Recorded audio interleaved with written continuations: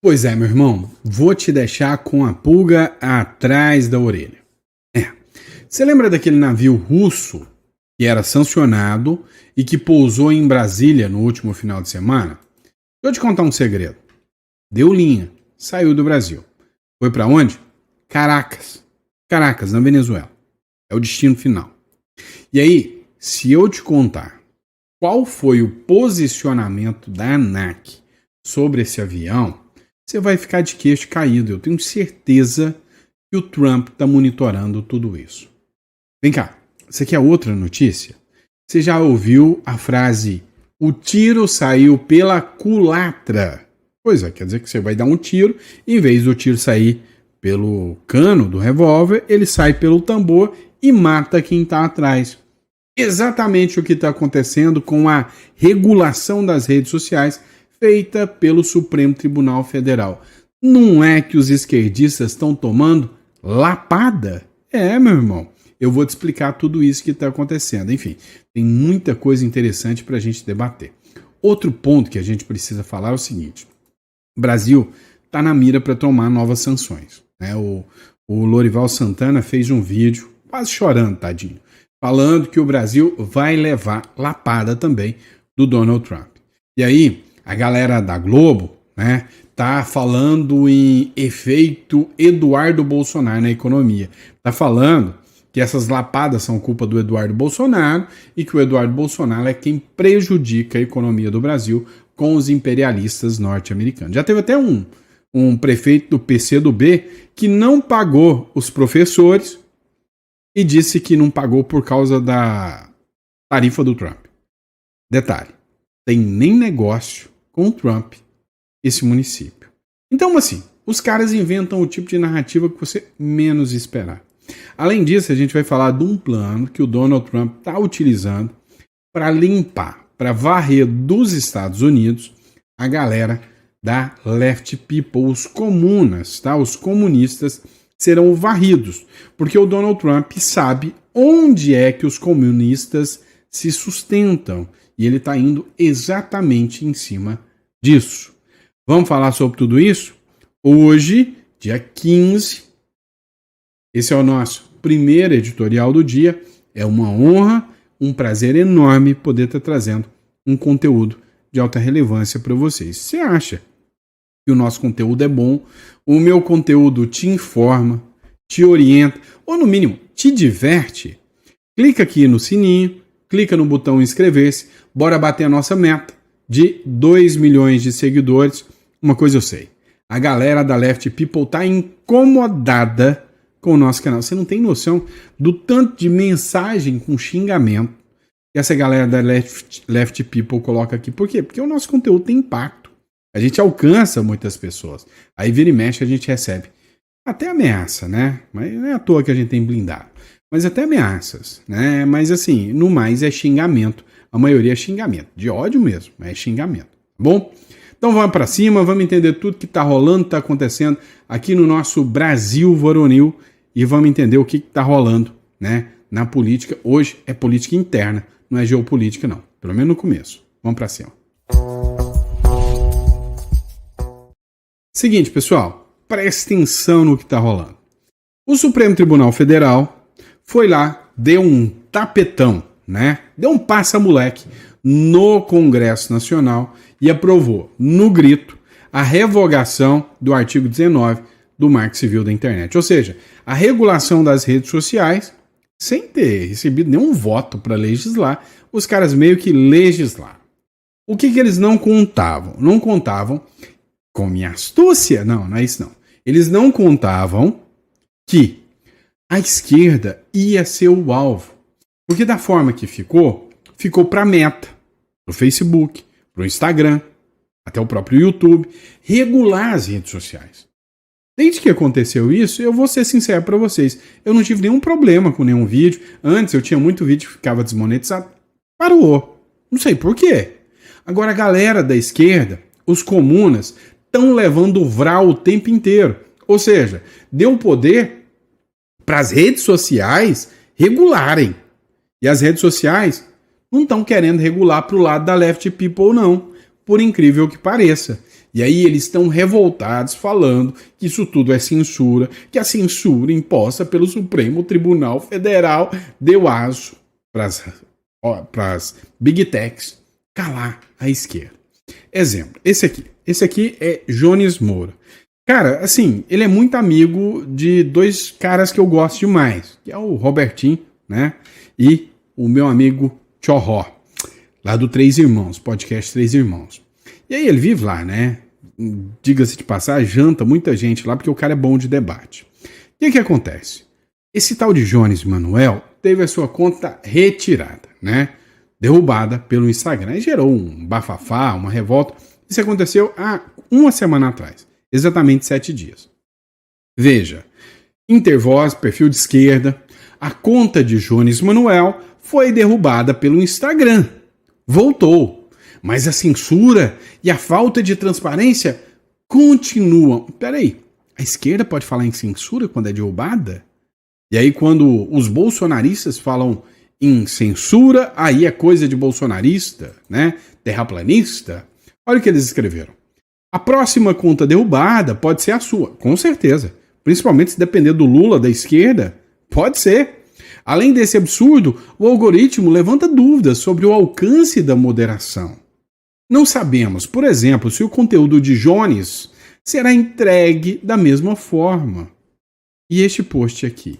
Tomara que não. A sua conta pode ser derrubada sem explicação. É agora que vocês se deram conta disso? Hein? E não há transparência, nem para recorrer. Agora que vocês deram conta disso, eu fiquei 1 mês e meio, quase 2 meses desmonetizado. Se eu não tivesse recorrido lá nos Estados Unidos, dependesse daqui até hoje, eu estava desmonetizado. Não é só no Instagram, redes sociais e outras Big Techs. Apesar da enorme influência no debate público, odeiam seguir as regras. O que importa para elas é dinheiro, dinheiro. Lembre também que a falta de combate ao discurso de ódio e às fake news não é incompetência, é modelo de negócio e dá lucro. A clara censura a Jones Manuel mostra de que essas empresas são aliadas da extrema-direita. Chora não, tá? Extrema-direita que se beneficia desse ambiente e parlamentares da direita que são bem mais próximos da Big Tech. Nem o básico temos. As plataformas deveriam prestar contas. O que foi moderado, como, por quem, com base em que critérios. Mas elas não querem. E o seu poder permite isso. Isso é só a ponta do iceberg. Mais do que regular a moderação, é urgente regular também o poder econômico das plataformas. Esse poder e essa grana são muito bem usados para manter tudo como está. A regulação precisa enfrentar os monopólios e o verdadeiro problema, o modelo de negócio das Big Techs. O cara está sendo censurado e defende a regulação. Eita gente bestalhada. Agora você presta atenção no seguinte.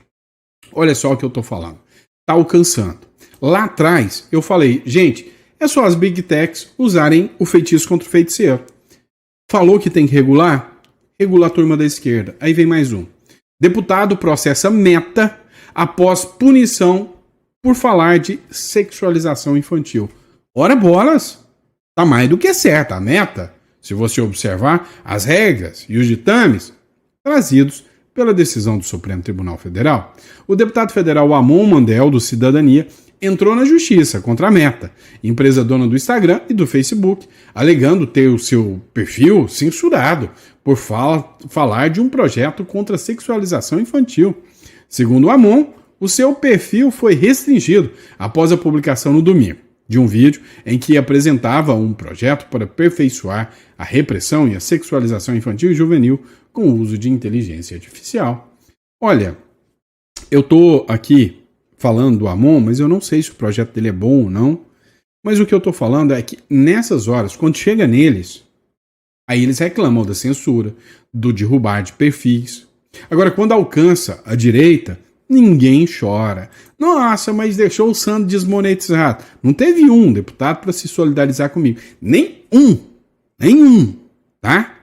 Ah, mas derrubar o perfil de fulano. Não tem um desses que aparece.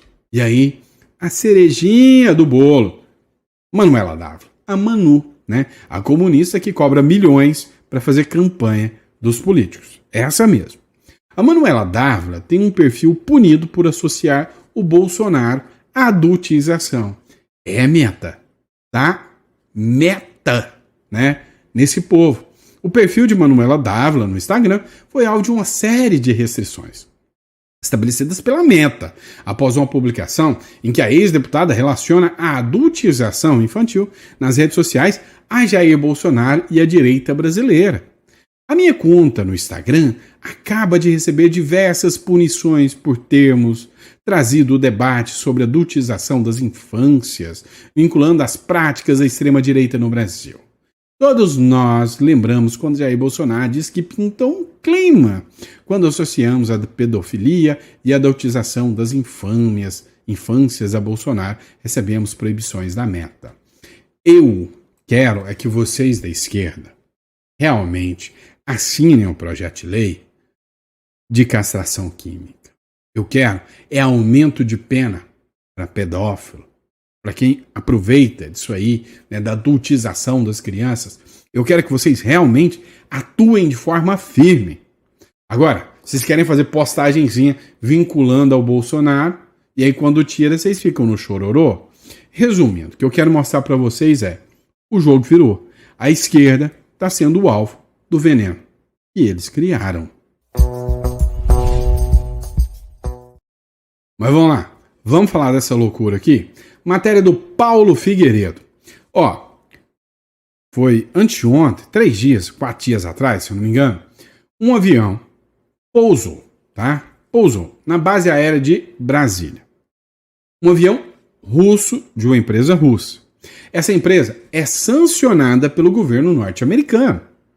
O governo dos Estados Unidos sancionou essa empresa e falou: essa empresa é uma empresa que é vinculada ao narcotráfico, é uma empresa que já levou produtos e insumos ilícitos para Caracas, lá para o Maduro, para a Venezuela. É uma empresa que ajuda a sustentar a guerra da Rússia na Ucrânia. É um cargueiro IL-76, né? E o Shin IL-73 da Aviacons e Otrans. Detalhe, chegou, pousou, ficou na maciota aqui do Brasil. Detalhe, tem uma agência aqui no Brasil chamada ANAC. Ela tem a obrigação de registrar tudo que pousa e sai. Sabe de uma coisa? A ANAC não registrou o que era a carga, quem eram os tripulantes, não registrou nada, segundo o Paulo Figueiredo. Avião russo sancionado pelos Estados Unidos decolou de Brasília, rumo a Caracas, após 3 dias na base aérea. O cargueiro da Aviacons Zitotrans deixou o Brasil na quarta-feira com escala de 6 horas na Bolívia, antes de pousar em Caracas. Destino foi para Caracas, na Venezuela. A aeronave chegou no domingo, vinda de Guiné, depois de passar em Moscou, Baku e Argel. A ANAC confirmou que a autorização da empresa expirou em abril de 2023. É uma empresa não autorizada a ultrapassar no nosso espaço aéreo. Por quê? Porque ela não tem autorização. A autorização já foi expirada desde 2023. Quem deixou essa empresa pousar aqui? Cadê as 48 horas, 72 horas do STF para saber a informação do porquê essa aeronave pousou aqui? O que tinha lá dentro? A FAB não me informou detalhes sobre essa carga ou tripulação. O general Girão questionou a entrada sem autorização do Congresso. O Márcio Bittar também cobrou explicações da defesa do Itamaraty. A chegada ocorreu um dia após a ligação entre Lula e Putin. O governo não esclareceu qual foi a missão. Hein? Gostou? Pois é, você acha que o Donald Trump não tá mirando isso aí? É lógico que tá. Por falar em Donald Trump, próximo bloco tem uma matéria pra gente discutir. O Trump, ele tá meio assim com o Brasil, ou melhor, com o governo brasileiro. Segundo o G1, o Trump disse que o Brasil é um, abre aspas, péssimo parceiro comercial e volta a mentir sobre as tarifas. Mentir sobre as tarifas? Olha só, guerra comercial. O presidente dos Estados Unidos, Donald Trump, afirmou que o Brasil é um péssimo parceiro comercial e chamou o processo contra o ex-presidente brasileiro, Jair Bolsonaro, de execução política, em uma conversa com jornalistas na Casa Branca nesta quinta-feira. Ao ser questionado sobre as tarifas aplicadas a países da América Latina e a aproximação deles com a China, principalmente após a medida, Trump afirmou que não está preocupado e voltou a atacar o Brasil. Abre aspas. O Brasil tem sido, né, a interpretação do pessoal, eles não sabem diferenciar o com o tem sido, né? Assim, são situações completamente diferentes, é uma questão de interpretação. O Brasil não é um péssimo parceiro comercial. Tem sido, desde 2023, eu acredito. O Brasil tem sido um péssimo parceiro comercial em termos de tarifas. Como você sabe, eles nos cobram tarifas enormes, muito maiores do que as que nós cobramos. E basicamente, nós nem estávamos cobrando nada. Eles cobram uma tarifa enorme e tornaram tudo muito difícil de fazer. Então agora, eles estão sendo cobrados em 50% de tarifas e não estão felizes. Mas é assim que funciona. Tá errado o Trump?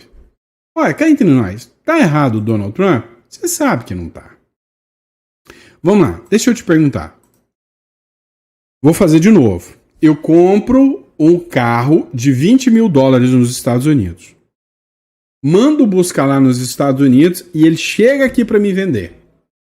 Paguei 20. Com ICMS, IPI, papapá, né? Imposto de importação e tal.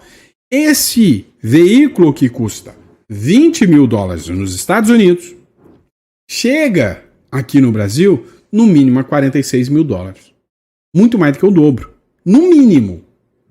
Agora a gente inverte o bagulho, né? Carro não, que a gente não produz carro. Mas vamos pegar um maquinário agrícola aqui.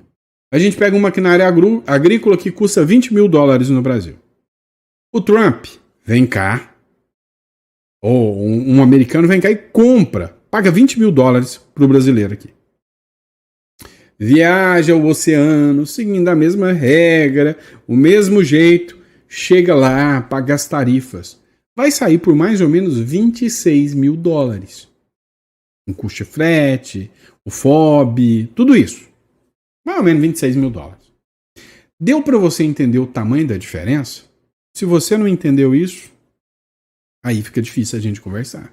Tá? Se você não entendeu tanto que o brasileiro paga caro nas coisas, se você não entendeu que uma porcaria de um carro popular aqui no Brasil, uma porcaria de um carro, é 3 vezes mais caro do que um carro de, para nós, considerado luxo, e para eles é popular lá nos Estados Unidos, aí você tá lascado, né? Aí você não entende nada de economia, de Brasil, de Estados Unidos, nem nada, né? Vamos lá, ó. Vem mais chumbo grosso dos Estados Unidos contra o Brasil, sinaliza o Lorival Santana. Quase chorou para falar isso aqui, mas ainda vem mais sanção. A informação que eu tenho agora é de que vão vir mais coisas do governo americano contra o governo brasileiro. Você tem identificação se havia Departamento de Estado, Casa Branca? Não sei, não tenho detalhes. Certamente é coordenado pelo Departamento de Estado. Agora, se a ordem virá por meio da área do comércio, da área do Tesouro, que seria a Lei Magnitsky, ou no caso do Departamento de Estado, diretamente a questão dos vistos, eu ainda não sei, espero descobrir o mais rápido possível. Nós também esperamos descobrir o mais rápido possível. Só torço, só peço que não sacaneie o povo brasileiro, né? Porque, vem cá, fica punindo o povo brasileiro, que paga caro, que se sacrifica, se bem que o povo brasileiro merece, de certa forma, né? Merece. Vocês sabem por quê. Vai direto nos caras. É pra punir, é pra sancionar? Vai lá. Pega até o cachorro, faz o que vocês quiserem. Mas deixa o povo brasileiro tranquilo e em paz. Vamos lá. Agora, dá uma olhada nisso aqui. O senador Márcio Bittar, ele quase que desunhou aqui o modus operandi da turma dos Comuna, né? Ele fez a publicação aqui, né, no perfil dele, o senador desenhou, e aí colocou os comunas aqui, né? Colocou aqui, ó, os 4 passos da estratégia comunista em execução aqui no Brasil. Escuta o que ele fala. A estratégia que Lula está implementando no Brasil é a mesma receita do comunismo que levou à miséria a Venezuela e todos os outros países dos quais foram aplicados essa mesma receita. Então, eu vou te mostrar 4 passos que todos eles seguem. E claro, os mesmos passos estão sendo seguidos aqui no Brasil. Passo número 1, conquista da hegemonia cultural. Antes de tomar o poder, eles tomam a cultura. Eles se infiltram nas escolas, universidades, na mídia, nas artes, e aí reescrevem a história, destroem os valores da família, da fé, e chegam a ensinar os nossos filhos a odiar os pais. E aqueles que produzem, eles preparam o terreno. Passo número 2, uma vez no governo, eles iniciam o ataque ao motor da nação. Atacam a propriedade privada, perseguem o agronegócio com a desculpa ambiental, criam uma burocracia infernal que sufoca as empresas e espanta os investimentos. O objetivo é, claro, destruir a independência financeira dos indivíduos. Aí vem o passo 3, o controle social e a eliminação da oposição. Com a economia enfraquecida, eles avançam sobre as liberdades individuais, censuram a imprensa, as redes sociais, perseguem, prendem e exilam opositores, aparelham o judiciário para que ele se torne um braço do partido e quem não concorda é calado. E por último, o passo número 4, a dependência total. Com o povo empobrecido e silenciado, aí eles dão o golpe final, que é a dependência total do Estado. O cidadão vira um servo que, para sobreviver, precisa de uma cesta básica, de uma bolsa e de uma autorização do governo para tudo. A miséria vira uma ferramenta de controle. E agora, como consequência, a gente vê na Venezuela o salário mínimo de $1 por mês. Isso não é um erro, é o sucesso dessa etapa da esquerda na Venezuela. Agora, olhe para o Brasil, me diga se nós não estamos vendo este mesmo roteiro se implantando no Brasil. A verdade é que não podemos aceitar isso de braços cruzados. Eu conto com o seu apoio para continuarmos lutando até o último minuto. Eu sou Márcio Bittar, senador do Acre, e não vou aceitar que o nosso povo seja escravizado. Siga meu perfil e ajude a compartilhar esse vídeo. Vamos expor a verdade sobre o comunismo. Deus nos proteja. Pois é, pessoal, perfil aqui do senador Márcio Bittar. Vou fazer uma pergunta clara para você e bem objetivo. Ele está errado? Você vai me falar sim ou não. Ele está errado ou ele está certo? Porque é o seguinte, estão tentando enfiar isso goela abaixo do brasileiro. E aí a pergunta que fica é, você vai esperar para ver? Você vai pagar para ver? Igual venezuelanos ou igual cubanos? Aí é onde entra o merchan. Pessoal, vem cá. Se você ficar esperando para ver, deixando o seu dinheiro em real, deixando o seu patrimônio exposto, apostando num país só, quem fez isso na Venezuela sofreu demais. Você tem que internacionalizar e essa é uma especialidade que eu tenho para estar conversando com vocês. Se isso é interessante para você, tem uma conta em dólar, tem um plano B, tem um outro país que você pode sair e ter uma residência nele. O Uruguai é um ótimo país devido à facilidade e à rapidez em você ter um plano B. Vale muito a pena.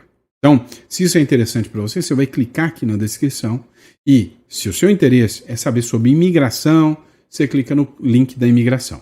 Se o seu interesse é saber um pouco mais sobre holding offshore, ou seja, não, Sandro, eu tenho um bom patrimônio no Brasil, mas eu preciso saber como proteger esse patrimônio. Aí você vai clicar em holding offshore, que é o mecanismo e a estrutura adequada para a proteção do seu patrimônio. Fechou? Então, vamos para a próxima matéria. Seguinte, mas nem tudo está perdido. Ainda há uma esperança. Em El Salvador, o Nayib Bukele conseguiu resolver. E aqui, nos Estados Unidos, lá nos Estados Unidos, o Donald Trump também está querendo resolver isso. O primeiro caminho que eles fazem é tomar conta de tudo. Dos museus, da cultura, da história, de tudo, de tudo. Dá uma olhada nisso aqui. A Casa Branca avaliará museus em Washington para eliminar narrativas partidárias comunas. Vai limpar os museuzinhos e tirar tudo que faz apologia ao comuna. Exatamente como fez Nayib Bukele. A Casa Branca ordenou uma avaliação das exibições dos principais museus em Washington para afirmar seu alinhamento com a visão dos Estados Unidos promovida pelo presidente Donald Trump e eliminar as narrativas divisórias ou partidárias. Desde que voltou à presidência, em janeiro, o republicano busca controlar as principais instituições culturais do país, ao mesmo tempo que reduziu o financiamento para as artes. E aí vai ter sempre um comum aqui gritando: censura! O Trump está censurando! E aí você deve ter pensado também, né? Ué, Sam, mas peraí. Ele disse que vai entrar para saber o que o pessoal está publicando. Isso não é censura mesmo, não? É e não, né? Se você observar que ele vai estar monitorando, sim, é censura. Agora, o que ele prometeu é que não haverá um financiamento público, publicações, né? Obras de artes financiadas nos museus norte-americanos, financiados com dinheiro público, qualquer tipo de publicação que remeta à ideologia política. Tá certinho, certinho. Acaba disso, do cara ir lá e pregar uma cara do Che Guevara lá, né? E falar que aquilo é uma instituição artística. O cara ir lá e colocar uma foto do sovaco e falar: isso é arte, com o símbolo do PTzinho. Não, não dá, né? Então tá certinho o Donald Trump, tá? E aí a esquerda? Esperneia. Deixa espernear. Mas eu vou te contar um segredinho. Só não repara no chororô da esquerda, tá? Olha só o desespero do pessoal da Globo quando o Donald Trump tá limpando a essência cultural, a essência, sabe, do que a questão da esquerda arraiga, né? No sistema cultural, no sistema dos artistas, no sistema da educação. Eu já mostrei para vocês, né, o que o Donald Trump está fazendo ali com os teatros, né, as obras de artes, né, os museus. Agora dá uma olhada para você ver o desespero da galera da Globo. Após se autodeclarar presidente do Kennedy Center, Donald Trump diz ter vetado artistas progressistas de esquerda em premiação nos Estados Unidos. Veja o chororô da esquerda. Está ganhando essa guerra cultural, né? Trump ocupou Washington, a capital americana, com soldados da Guarda Nacional. E também conquistou o centro cultural da cidade. Ele se autonomeou presidente do Kennedy Center, o principal complexo de cultura da capital. E hoje foi lá para anunciar que vai ser o mestre de cerimônias da festa anual do centro em dezembro. Normalmente, o presidente americano participa na plateia, mas Trump não aceita ficar em segundo plano e vai para o palco. Ele revelou os nomes dos homenageados deste ano: o ator Sylvester Stallone, a cantora Gloria Gaynor, o cantor de country George Strait, o ator britânico Michael Crawford e a banda Kiss. Trump disse que escolheu esses nomes e vetou outros porque eram progressistas. Tem um projeto na Câmara para mudar o nome do centro para Trump Center. E ele acha que está ganhando essa guerra cultural, né? Trump ocupou Washington. Ele não acha que está ganhando. Cá entre nós, o desespero da turma é porque ele está ganhando essa guerra cultural. Agora, o último passo agora, nós vamos falar aqui dentro do Brasil. Vamos falar sobre denúncias feitas pelo Tagliaferro. Vem comigo. Olha só, pessoal, o Victor Von Serran publicou o seguinte: o Tagliaferro está fazendo denúncias, né, sobre a atuação dele enquanto assessor do ministro do Supremo Alexandre de Moraes. O Tagliaferro teria dito a algumas pessoas, antes de suas entrevistas, que parte dos arquivos envolvendo os processos do Moraes, coletados como provas, não teriam sido destruídos, mas guardados. Ou seja, na visão aqui do Von Serran, isso poderia incluir, inclusive, as imagens do 8 de janeiro que o Flávio Dino disse que apagou. Você entendeu bem. O Tagliaferro disse que ainda podem existir as imagens do 8 de janeiro ditas apagadas pelo Flávio Dino. Pode ser.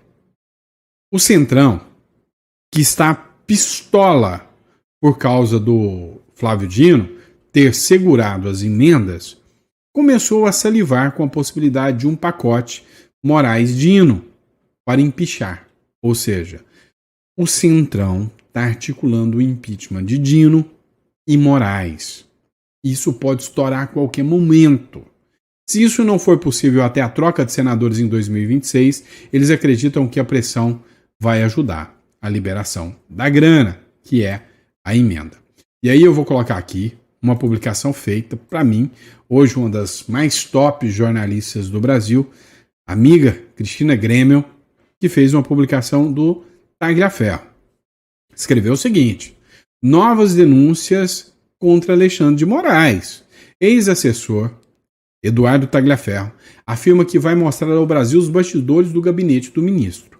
Além disso, foi indiciado pela Polícia Federal por vazamento de informações sigilosas à imprensa, acusado de prejudicar investigações e minar a imagem do judiciário.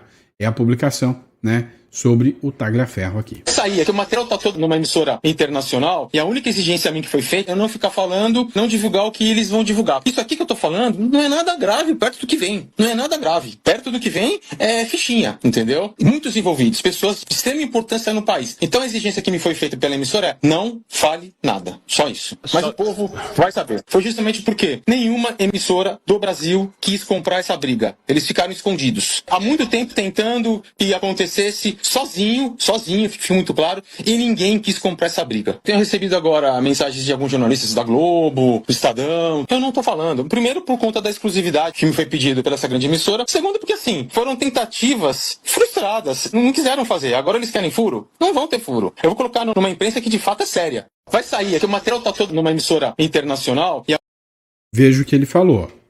Ele passou todo o material para uma emissora internacional. E essa emissora internacional, ela fez uma exigência. A exigência era, olha só, não divulgue isso para outras emissoras, eu quero exclusividade, eu farei uma revelação bomba, uma emissora internacional. Pode ser a Reuters, The Economist, pode ser até o The New York Times, The Washington Post, não sei. Sei que uma publicação desse tamanho abalaria, de certa forma, a estrutura do sistema.